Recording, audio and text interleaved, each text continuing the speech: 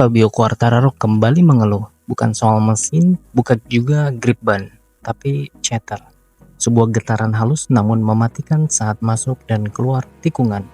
Di era MotoGP modern, masalah seperti ini bisa jadi pembeda antara menang atau DNF.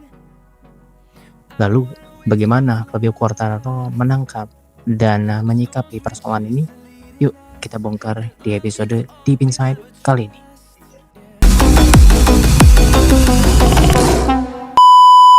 Segmen 1. Apa itu chatter? Chatter adalah getaran frekuensi tinggi pada suspensi atau sasis motor saat melewati permukaan yang tidak rata, terutama saat pengereman dan akselerasi di tikungan. Masalahnya bukan sekedar goyangan kecil. Di MotoGP, chatter bisa membuat ban kehilangan kontak optimal, menyebabkan kehilangan grip, dan mematikan feeling sang rider.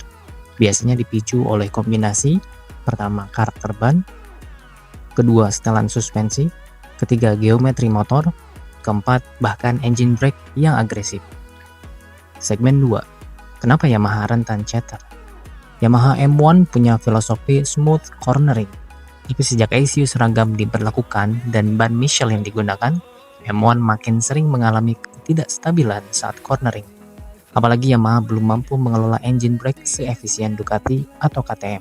Salah satu penyebab chatter Yamaha terletak pada suspensi yang terlalu rigid saat cornering, power delivery mesin inline 4 yang terlalu linear, kurangnya rear grip akibat akselerasi lambat, electronic mapping yang belum juga maksimal. Segmen 3.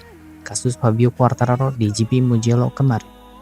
Setelah balapan di MotoGP Mugello hari Minggu kemarin, Quartararo menjelaskan bahwa hal yang sama terjadi padanya seperti 2 pekan lalu di Motorland Aragon, ketika getaran yang sangat kuat tiba-tiba muncul dan membuatnya tidak bisa beraksi. Ini masih masalah getaran yang membuat kami mengalami kesulitan. Kami tidak dapat benar-benar memahami mengapa. Karena ketika di Aragon kami tidak mengalami saat latihan pada Jumat dan Sabtu, dan itu terjadi saat balapan. Jadi kami tidak tahu mengapa, ucapnya. Setelah itu dan setelah tidak tampil di depan media pada hari Jumat karena cederanya, sang juara MotoGP 2021 menjelaskan apa yang terjadi. Banyak hal yang terjadi. Pada dasarnya saya tidak diizinkan untuk kembali ke lintasan saat praktis. Saya berhasil keluar, saya sedikit meyakinkan dokter mengatakan ya. Kemudian saya harus pergi ke forens untuk menjalani MRI dan kembali. Sebagian besar adalah MRI, untuk melihat apakah ligamen benar-benar tidak terpengaruh atau sesuatu yang lain. Itu baik-baik saja, tidak ada yang istimewa, ungkap.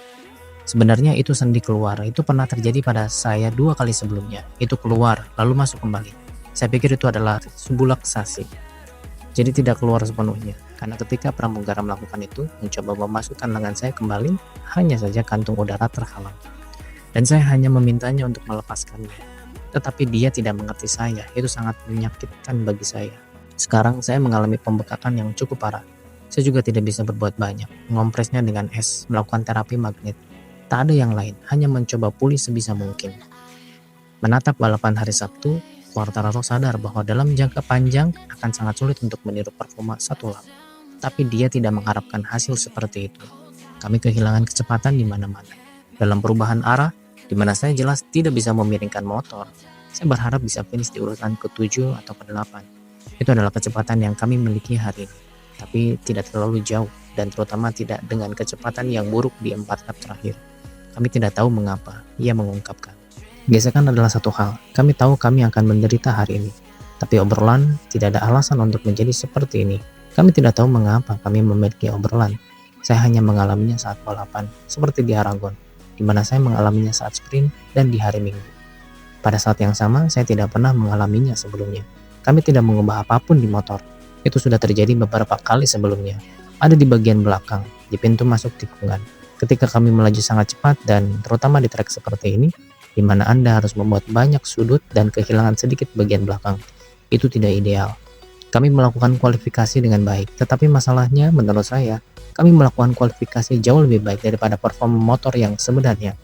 Jadi ketika saya berada di depan dengan Marc Marquez, Alex Marquez, atau Pecco Bagnaia, saya tidak bisa mengikuti mereka. Jelas kami tahu bahwa kami masih jauh di belakang mereka.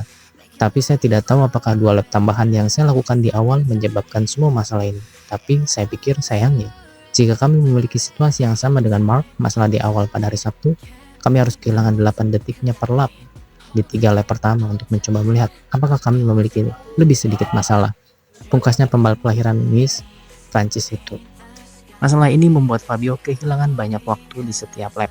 Sementara rival-rivalnya dengan mesin V4 bisa menstabilkan motor lewat sistem elektronik aktif dan anti-chatter setting. Yamaha belum punya jawaban teknis yang konkret terkait ini. Segmen 4. Solusi dan harapan. Apakah masalah chatter bisa diatasi? Jawabannya ya, tapi kompleks. Tim harus mengatur ulang suspensi dan geometri. Mapping harus lebih adaptif terhadap kondisi ban dan juga gripnya. Fabio butuh feeling stabil dan responsif, terutama saat throttle on. Masalahnya, Yamaha tidak punya data sebanyak Ducati atau KTM. Pengembangan mereka lebih lambat.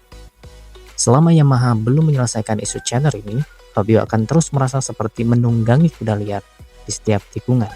Bagaimana menurut kamu? Apakah Yamaha bisa keluar dari krisis teknis ini? Tulis pendapatmu di kolom komentar ya.